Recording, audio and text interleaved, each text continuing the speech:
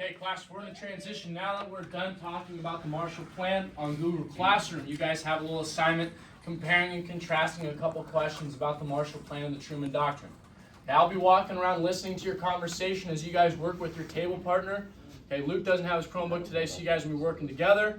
For those of us that don't have our Chromebook, you can pull out your cell phone or work with your partner.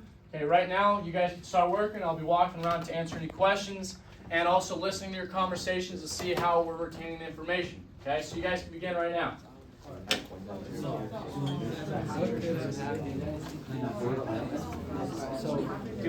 So for this one, like, what could have happened if the United States did not no, for me, they would have starved and they would have went back to communism. They would have starved and went back to communism. Boys, how did the Truman Doctrine and the Marshall Plan work to contain communism in different ways? The Truman Doctrine was a military agency where they would send troops or help with troops in the communist infested areas like Vietnam, North Korea. So you're saying wherever communism was spreading, we, the United States, would basically have the ability to send troops without having any other country approve of us? Yep. Okay, so now why is the Marshall Plan different? The Marshall Plan says economic aid to all countries, especially even communist affected countries. Okay, so we're willing to send aid to anybody that needs help to do what? To rebuild. To rebuild, there we go. Okay, we're looking to rebuild countries.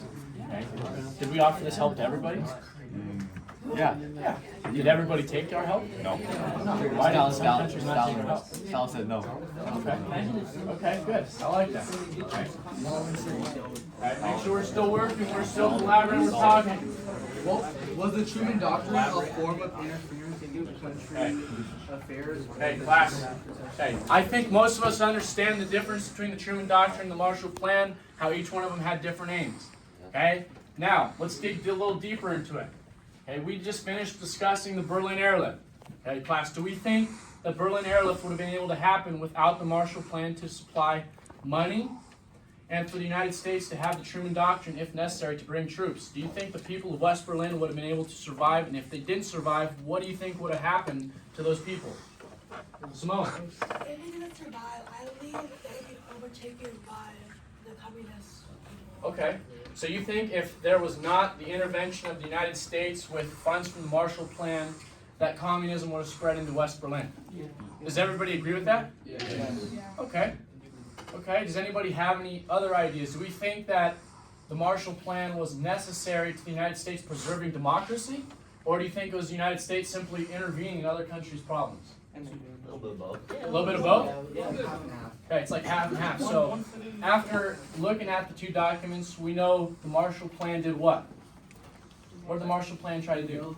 Okay, we're looking to rebuild. Why are we trying to help these countries rebuild? What are we looking to prevent? Communism. Okay, so the Truman Doctrine, what did the Truman Doctrine try to do? Fight communism. Fight communism. Okay, boots on the ground, get your guns. Let's go to war. Okay, I think we're doing a great job with this class right now. If you're not done, keep working. I'll be walking around to answer any questions if you guys need any more help.